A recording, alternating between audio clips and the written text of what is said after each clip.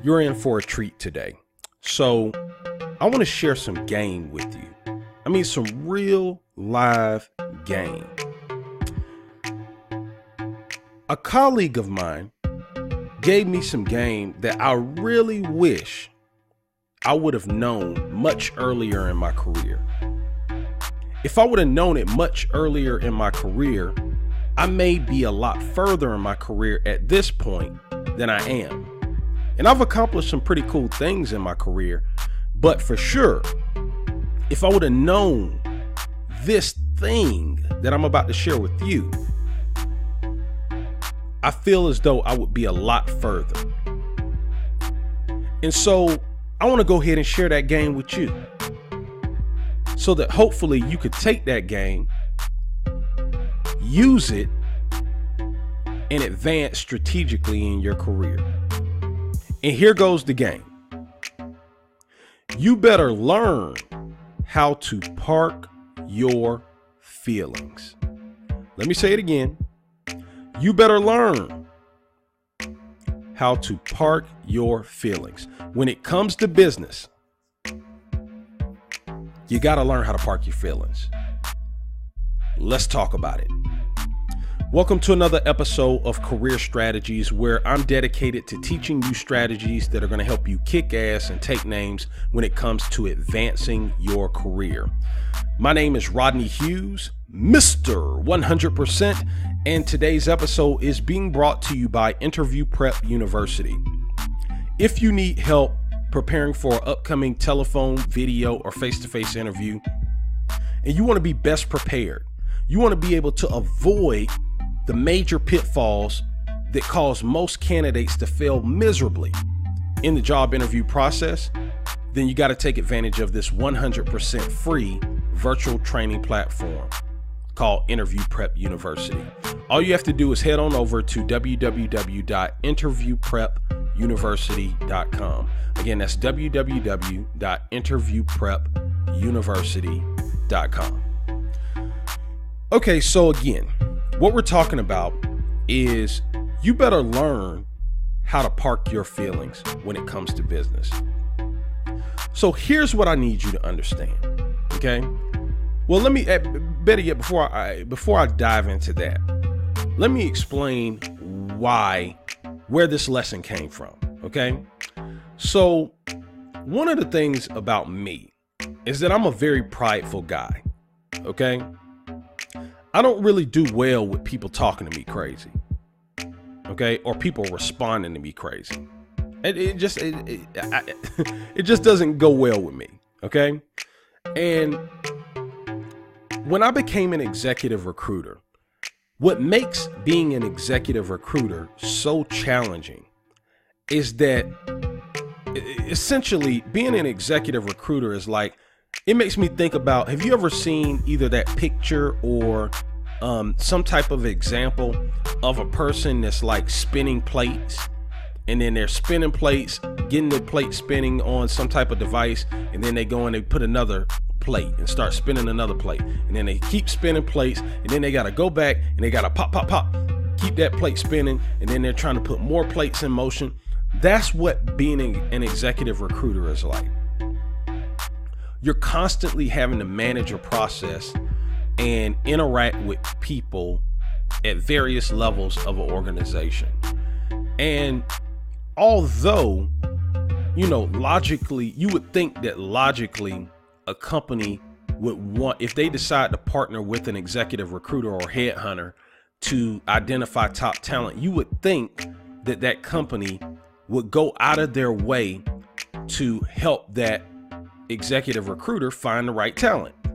But it's actually quite the opposite, okay? Most companies, it's a weird dynamic. It's a very weird dynamic. It's almost as if, companies are like, dude, we just want you to give us a strong candidate and get out the way, right? And then depending on the company, not all companies are this way. Some companies are pretty helpful, but there are a lot of companies where it can be a challenge dealing with the people in the process. Okay. Even when you're going, when you are working your behind off to get them to solve a major problem for them. Okay. And one day, my colleague, who's been at this now for well over 2 decades, I went in his office, and he's been kind of like a mentor to me as far as, just kind of telling me things to look out for and helping me develop ideas, strategies, concepts when it relates to things in this business. And I remember this one day I was kind of venting because I had a little situation with a HR professional that I was dealing with, and I was really annoyed. And this wasn't the first time that he heard me kind of vent about dealing with them. And one day he said, "You know what, Rodney? You better learn how to park your feelings." Okay? He said, essentially, what you have to understand is that all they care about is getting a strong candidate and getting the role filled. That's it. They don't care about you. They don't care about what you have to go through in order to get that strong candidate. All they care about is the result. And at the end of the day, that's all you should care about too. He was talking to me. He said, because at the end of the day, they're going to make you jump through hoops and hurdles, right? They're going to make the process more difficult than it needs to be. They're going to do all those things because they don't care. All they care about is what they want to get done. Okay? They don't care about what you have to go through in order to help them get it done. And so he said, you got to get your feelings out of this, because what you got to understand about business as a whole is that at the end of the day, all anyone cares about is the result. Full stop. I just dropped some game on you. I'm telling you, follow me. You don't want to bring your emotions into an emotionless situation. Do you understand that? When it comes to business, okay, the only thing that anyone cares about is getting the result that they are trying to obtain. They don't care how they get it. They don't care where they get it from. All they care about is getting the result. Okay? And this applies to anyone in any space, in any industry. Okay? Doesn't matter. This is not just an isolated sales type of situation. This isn't isolated just to the executive recruiting space. This is when you are dealing with people on a business level. Whenever somebody is going to pay you for something, all they care about is getting what they want. That's it. Okay? And if you got your feelings all wrapped up in the process, you're setting yourself up to be mad all the time, because you're bringing your emotions into an environment that doesn't give a damn about your emotions. You see how that works? So what you got to learn how to do is park your little itty bitty feelings. Okay? Park it and get laser focused on one thing and one thing only. And that's getting the result. That's it. Focus on getting the result in a moral and ethical way. Okay? You got to learn how to look past all the petty bullshit, because there's a lot of it. Okay? Like I at one point I used to have this thing where if I send you an email, I know you done seen the email, bro. So I used to get frustrated. Like all I need is an answer. Why don't you answer it? And now I end up looking like a crazy man because I keep following up. And And then I got to always go back to what my colleague told me. Park your feelings. Take your feelings out of this.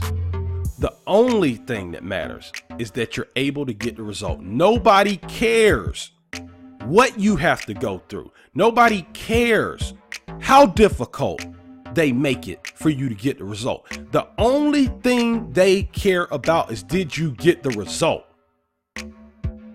You know, it makes me think about when I used to play football, right?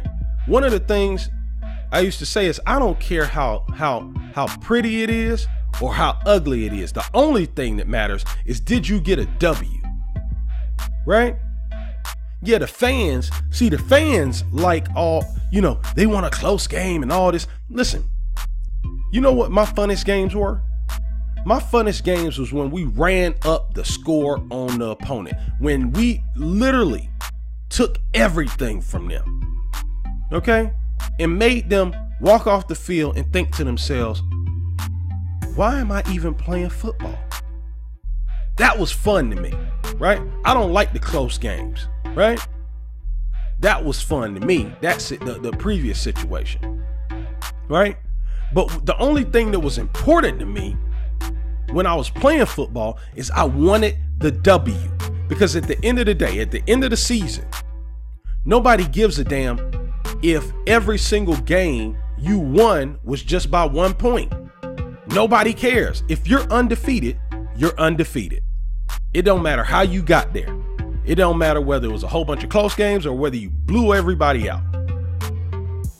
All they care about is that W, right? I'll give it to you another way. Pliers. I always like to refer to him. I love following him on Instagram. And I can remember one of my favorite Instagram videos that he did was he was talking about how this expression that somebody in his family told him, where it was something like, what was it? I'm trying to recall exactly what he said. I think it was something like,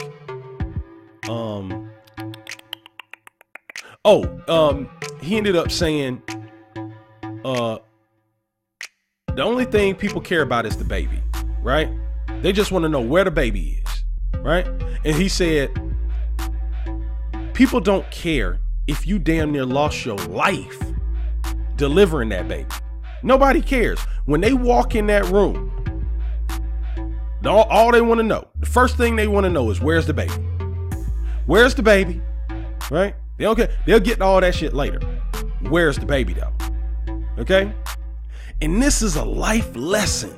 This is a life lesson about people. You gotta understand that the only thing people care about is the end result. Okay? What they care about, getting what they want to get. Especially when it comes to the business environment. Okay? That's why you can't be in this space. You cannot go through your career wearing your emotions on your sleeves, because people don't give a damn about your emotions. All they care about is getting the result. That is it. Okay? And why is this important? Why is it important that you learn how to park your feelings when you go into a business environment? Because if you don't learn how to park your feelings, you run the chance of getting your feelings hurt, and you end up doing some stupid stuff that'll end up hurting your career because you got deeply caught up in your emotions. Okay? And I don't want you to end up doing something, taking some type of action because you were thinking with your emotional mind in a emotionless environment.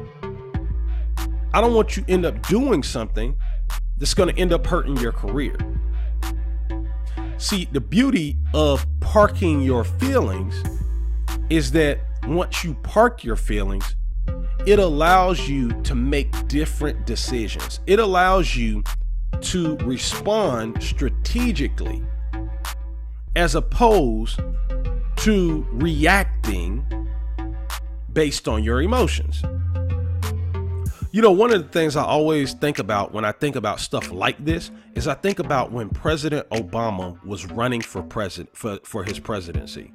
It was one of the most impressive things. I think people will study his campaign for many, many years to come. Okay. What he did was so drastically different than what we may be accustomed to. It was just remarkable. And one of the things that he did, if you really paid attention, is anytime someone did something or said something that most people would interpret as being disrespectful, you know what he did? He smiled. He smiled and then he addressed it. Okay? So I want to be clear here. I'm not telling you to just sit back and allow people to treat you in any old kind of way. That's not what I'm saying. What I'm saying is that when you respond to people, I want it to be a response and not a reaction. When you got your emotions tied up in a situation, 9 times out of 10, you're going to react. Okay. And that reaction is probably not going to be so good. But if you've parked your emotions and you know and you realize that sometimes people are going to do little things to try you, either intentionally or unintentionally.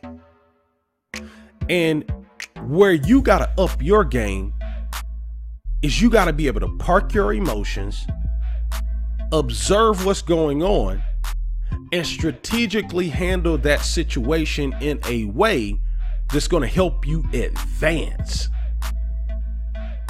You see? You got to be able to think moves ahead. You can't do that if you're caught up in your emotions. See how that works? So again, you better learn how to park your emotions in a business environment, so that when you see the nonsense coming your way, when you see the bullshit coming your way, right, you'll be able to observe it and you'll be able to adjust with grace, from a strategic perspective, to make moves that will benefit you not only in the short term, but in the long term of your career. That's why I said I wish I would have known this early in my career, because earlier in my career, you know, people could have came at me a certain kind of way and they would have got a response that definitely wasn't going to be beneficial for me, for sure. And that's why I thank God that I haven't been in too many situations where, you know, I felt like I was being disrespected, but I have been in some. Okay. And one thing's for sure, you being in your feelings isn't going to help or isn't really going to change anything. All it'll do is hurt you, right? That's all it can really do. So again, park your feelings, right? And make good decisions, right? Don't get caught up in your emotions. And if you do that, you'll be much better off. And that's based on a true story. Now listen, hopefully you got great value out of today's episode. If so, I want you to pick up a copy of my book. Okay, if you got value out of this episode, you're going to get a tremendous amount of value out of my book. So I wrote a book entitled The Ugly Truth About Getting Hired: How to Land the Job of Your Dreams Regardless of the Competition. This book is designed to do one thing and one thing only. This book is designed to teach you a step-by-step system that's designed to help you exponentially improve your odds of eliminating your competition by helping you strategically position yourself as the ideal candidate of choice, regardless of what industry you're in, regardless of what profession you're in. Okay?